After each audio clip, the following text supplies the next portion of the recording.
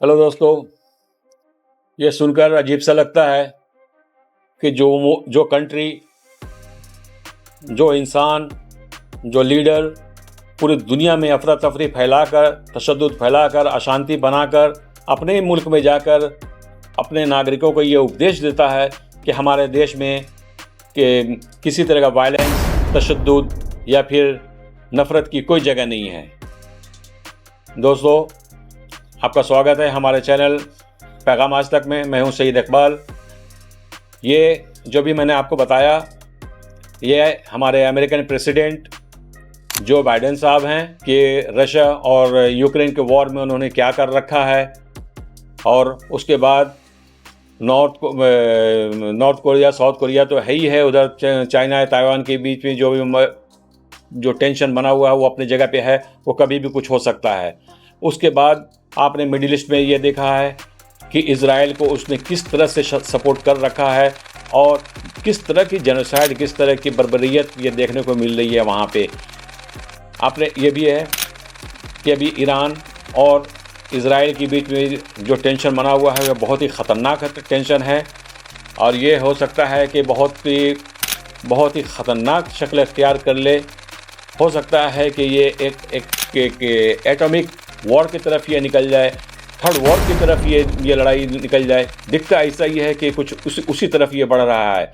अगर ईरान ने इसके ऊपर, अभी जैसे कि ईरान के अंदर में हुआ था, ईरान उसके बज़िद है, ईरान के सुप्रीम लीडर आयतुल्लाह ख़ामेनी हैं, उन्होंने इस बात की परमिशन दे दी है इज़राइल के ऊपर अटैक करने के लिए। वजह यह है कि 31 जुलाई 2024 को वहाँ इब्राहिम रईसी के ख़त्म होने के बाद वहाँ जब इलेक्शन हुए थे तो वहाँ एक नया प्रेसिडेंट, उनका ओथ सेरेमनी चल रहा था, जिसमें हमास के एक प्रोमिनेंट लीडर इस्माइल हानिया जो उसमें अटेंड करने के लिए आए थे, उसमें शामिल हुए थे। उसके बाद उस रात उस प्रोग्राम ख़त्म होने के बाद से जब वो अपने रिहाइशगाह पे थे, उस पर अटैक करके उस रात में किसी ने उनको कत्ल कर दिया।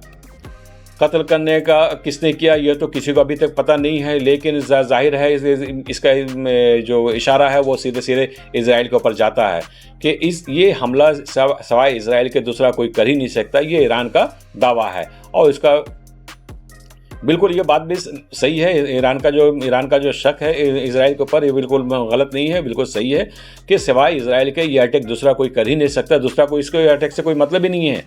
इस्माइल हानिया की दुश्मनी की किसी और से है ही नहीं है। इज़राइल को इसकी तलाश थी, उसको मौका की तलाश था, उसको एक मौका मिला और उसने अटैक करके इस्माइल हानिया को ख़त्म कर दिया। जाहिर है किसी मुल्क के अंदर घुसकर किसी को मारना या किसी को ख़त्म कर देना ये अकेले की बात नहीं होती है।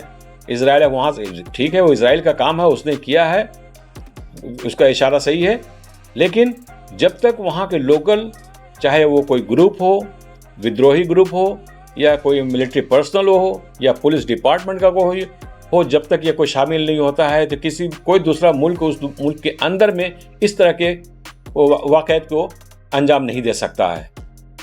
आज जो ईरान के अंदर हुआ है, ईरान के लिए एक बहुत बड़ा चैलेंज वाली बात आ गई सामने कि उसके घर के अंदर घुसकर उसके मेहमान को किसी ने मार डाला और वो तमाशा देखते रह गया, कुछ नहीं कर सकता।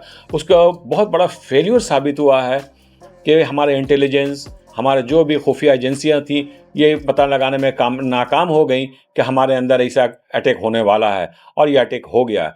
ये बहुत बड़ी इज्जत की बात है ईरान के लिए। इसकी वजह कर इन्होंने स्ट्रेटजी बनाई अपनी, और वहाँ के जो सुप्रीम लीडर हैं आयतुल्लाह ख़ामेनी, जिन्होंने इज़राइल के ऊपर अटैक करने की इजाज़त दे दी है। आयतुल्लाह ख़ामेनी वो हैं जो अगर ये कह दें कि नहीं, आपको अटैक नहीं करना है तो ये अटैक नहीं होगा। अगर उन्होंने कह दिया कि आपको अटैक करना है तो अटैक करना है, चाहे आज हो या कल हो, परसों, जो भी हो।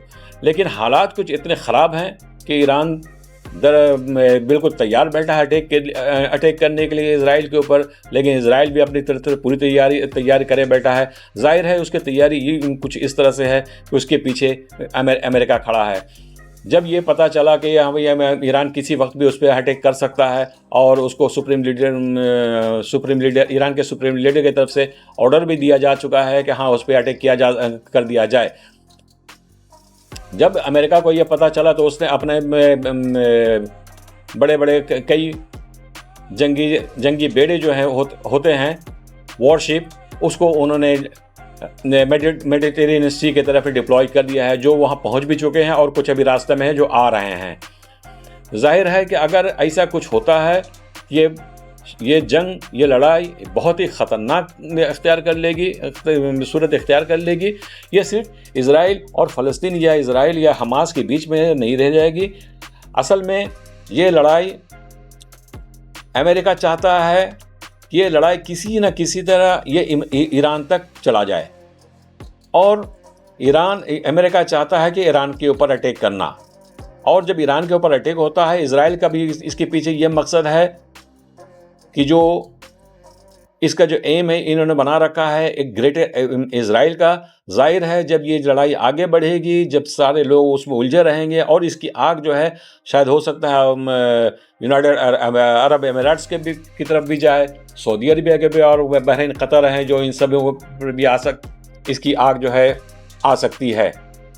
नहीं कहा जा सकता है कि जब जाहिर है जब इस एरिया में, गल्फ खाड़ी के इलाके में जब लड़ाई छिड़ेगी तो इसकी आग तो कहीं ना कहीं तक फैलेगी ही, ये ईरान तक अकेले नहीं रह सकते। क्योंकि सबसे बड़ी वजह यह है कि अमेरिका ने इज़राइल के जो मेडिटेरेनियन सी है उसके अंदर जो अपने बहरी बेड़े भेज रखे हैं, वॉरशिप वगैरह सब उन्होंने डिप्लॉय कर रखा है वहाँ पे।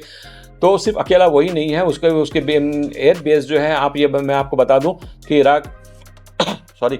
इराक के अंदर में अमेरिका ने ये एयर बेस बना रखा है। उसके एयर बेस आपको सीरिया के अंदर भी है, कतर में है, सऊदी अरबिया है, बहरीन, ये सारे मुल्कों में उसने अपने कुवैत के अंदर में भी उसने अपना एयर बेस बना रखा है। आप अंदाज़ा लगा सकते हैं अगर इस सूरत में ईरान इज़राइल के ऊपर अटैक करता है तो फिर ईरान की क्या हालत हो सकती है, किस तरह से वो अपना डिफेंस करेगा, ये समझ से बाहर है।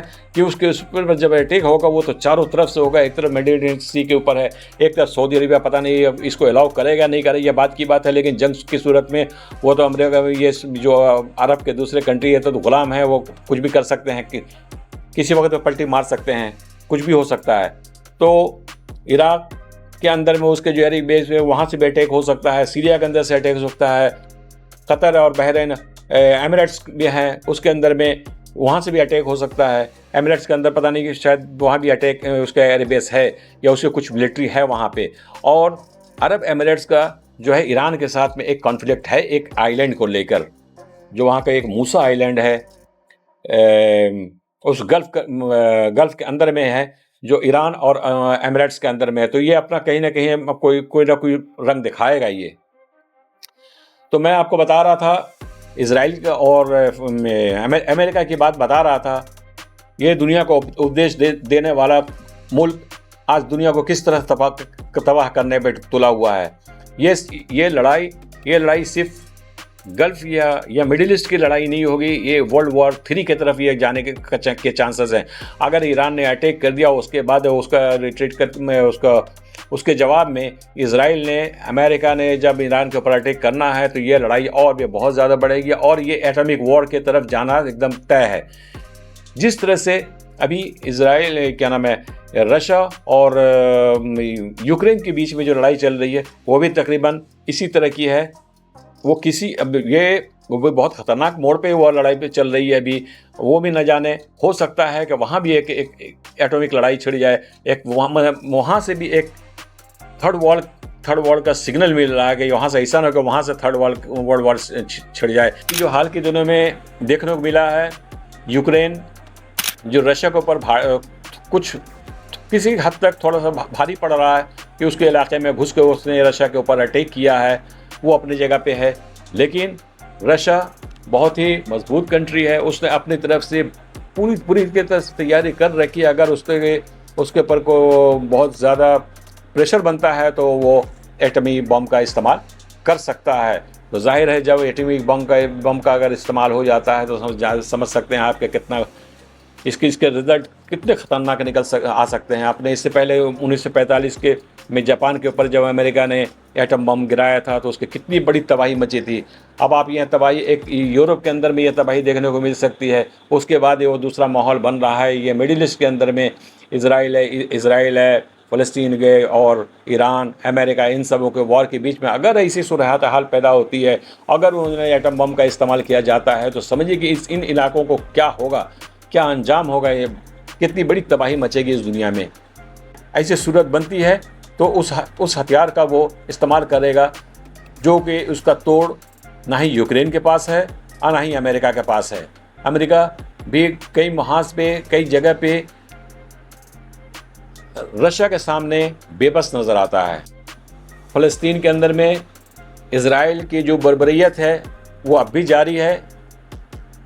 जो उस पर जो इल्ज़ामात जो लगाए जा रहे हैं जेनोसाइड जेनोसाइड का वो मुजरिम है, उन्हें जो जेनोसाइडर है बिल्कुल अपने जगह पर दुरुस्त है। लेकिन जो बाइडन या इंग्लैंड इस बात को कतई मानने को तैयार नहीं है कि जो बाइडन ऐसा कोई जेनोसाइड का काम कर रहा है। जबकि मैं आपको पहले भी अपने वीडियो में बता चुका हूँ कि 42,000 से ज़्यादा लोगों की मौत हो चुकी है फ़लस्तीन के अंदर में। तो जब इज़राइल जेनोसाइड का काम नहीं कर रहा है, जेनोसाइडर नहीं है, वो नहीं हमला कर रहा है, तो कैसे यहाँ 42,000 लोग मारे गए हैं? इसका जवाब भी तो कोई देगा। ये भी तो कोई किसी को नज़र नहीं आता है कि इज़राइल 42,000 लोगों को मार दिया और उसमें से कहा जाता है कि वो जेनोसाइडर नहीं है। परसों की बात मैं बताता हूँ कि इसी जब बर्बरियत के तहत इज़राइल ने लेबनान के अंदर में सिविलियन इलाके में अटैक करके एक एयर स्ट्राइक करके हमला किया। एक व्यक्ति की मौत हो गई, 11 लोग ज़ख्मी हो गए इसमें। ये हालात वहाँ बने हुए हैं और जितने भी पाप, जितने भी गुनाह हैं वो किए जा रहे हैं। अमेरिका और इंग्लैंड, फ्रांस और जर्मनी, इटली, ये सब मिलकर उस पर पर्दा डाल कर रखे हुए हैं ताकि वो वजह से एक मासूम एक विक्टिम के तौर पर उसको शो में पेश किया जा रहा है गल्फ मिडिल ईस्ट के अंदर में कि इज़राइल कुछ भी नहीं करता है, वो एक मासूम है, कुछ भी नहीं। जितने मजालिम हैं, जितने में जुल्म है, अत्याचार, अन्याय जो हो रहा है वो इज़राइल के साथ में हो रहा है। लेकिन इज़राइल जो कर रहा है उस पर उन लोगों ने पर्दा डाल रखा है कि इज़राइल कुछ भी नहीं कर रहा है। तो दोस्तों, मैं अपना ये वीडियो यहीं तक ख़त्म करता हूँ। हमारे इस वीडियो को लाइक करें, शेयर करें और सब्सक्राइब करें और आपके वैल्यूबल कमेंट का इंतज़ार रहेगा कि हमारे इस वीडियो में जहाँ कोई कमी नज़र आए आप मुझे बताएं। मैं उसको सुधारने की कोशिश करूँगा, या आपको किस तरह का वीडियो चाहिए मैं उसको बनाने की कोशिश करूँगा। मैं आपके वैल्यूबल कमेंट का इंतज़ार रहेगा। जय हिंद।